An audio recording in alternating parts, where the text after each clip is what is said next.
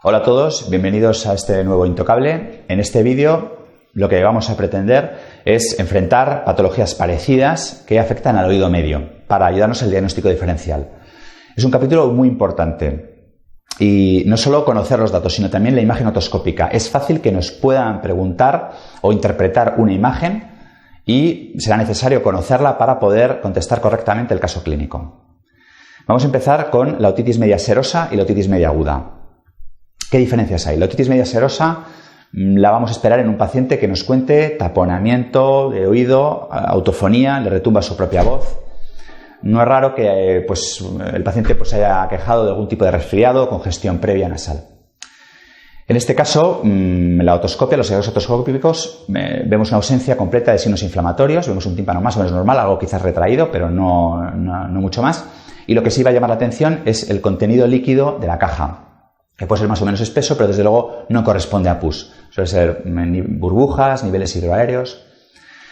En este caso, el tratamiento, la causa se produce por una alteración en la trompa de Eustaquio, que es la que drena el contenido habitualmente mucoso del oído. Pues una obstrucción a nivel de la trompa de Eustaquio o un problema a nivel nasal puede provocar estos síntomas. Por lo tanto, el tratamiento, descongestionantes, suele ser eficaz. En aquellos pacientes en los cuales se repita o sea persistente, recordar es muy típico en los niños pequeños, si además va asociada a hipertrofia adenoidea, se puede beneficiar de adenoidectomía, quitar las vegetaciones. Y en aquellos pacientes en los cuales sea persistente y produzca cierto grado de hipoacusia, también le podemos colocar un drenaje transtimpánico, obligando a la ventilación del oído a través del conducto auditivo externo. Este cuadro es bien diferente a la otitis media aguda. En este caso ya hay una infección y requiere tratamiento antibiótico. Recordar, es un paciente que habitualmente ya se queja de una otalgia intensa y muchas veces se puede acompañar de fiebre, sobre todo en niños, irritabilidad, llanto. En este caso, al realizar la otoscopia, sí que vamos a observar signos inflamatorios en el tímpano y un contenido espeso y purulento en el oído medio. Eso es la fase de colección. Puede llegar un momento en que esa tensión genere un desgarro en la membrana timpánica y una liberación parcial del contenido, que habitualmente se asocia a una mejoría clínica en cuanto al tema del dolor. Esta infección está provocada por los mismos gérmenes que la sinusitis, el Streptococcus pneumoniae, la Moraxella catarrhalis, la Haemophilus influenza, los mismos gérmenes. El tratamiento, como es una infección bacteriana, requiere de tratamiento antibiótico. Recurrimos habitualmente a la amoxicilina y en casos en los cuales no hay respuesta se puede utilizar amoxicilina clavulánico e incluso, si no se tolera la amoxicilina, macrólidos. En estos casos también es importante asociar analgésicos, antitérmicos para paliar un poco la otalgia tan llamativa que suele producir.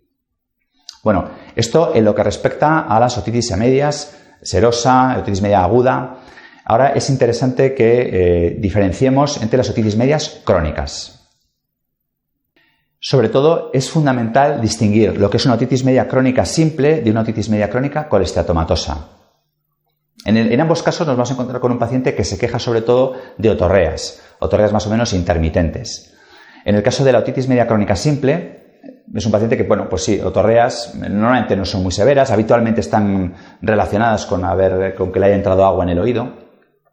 En estos casos, los hallazgos otoscópicos son los de una perforación que habitualmente denominamos como central porque respeta el margen timpánico, lo que nosotros denominamos como annulus. El tratamiento en estos casos habitualmente recomienda al paciente que se proteja el oído y que no le entre agua, porque eso favorece los episodios de otorrea. En caso de pacientes jóvenes o que esa perforación timpánica colabore en una pérdida auditiva importante, podemos ofrecerle la posibilidad de reconstrucción timpánica mediante una timpanoplastia. Sin embargo, la otitis media crónica colesteatomatosa tiene unas características muy diferentes. También es un paciente que se queja de otorrea, pero en estos casos suelen ser otorreas más repetidas, incluso continuas, y además, recordar, fétida. Es una otorrea que suele oler mal. En los hallazgos otoscópicos también vamos a ver perforación, pero en este caso es muy habitual que la perforación se localice en la parte posterior-superior del tímpano, en lo que en el oído medio corresponde a la zona del ático, que es donde suelen asentar los colesteatomas. Esas perforaciones, además, habitualmente afectan al annulus y se llaman perforaciones marginales. Siempre, ante la sospecha de un colesteatoma, lo primero que tenemos que pedir es un escáner para que nos confirme efectivamente que hay una ocupación del oído medio y nos demuestre que hay erosión ósea, que es el signo típico, lo suele producir el colesteatoma. Pero en aquellos casos en los cuales, bien porque no veamos el aspecto típico del colesteatoma, esa matriz de aspecto perlado o perlas de colesteatoma de una forma evidente, cuando no veamos ese colesteatoma o en el escáner no aparezca esa erosión ósea atípica, podemos hacer una prueba que es muy específica para distinguir colesteatoma de otro tipo de patologías, que es la resonancia magnética con técnicas de difusión. Cuando diagnosticamos una otitis media crónica colesteatomatosa, lo que sí está claro es que la indicación es quirúrgica, porque es un proceso erosivo que va eliminando hueso y que puede producir complicaciones graves.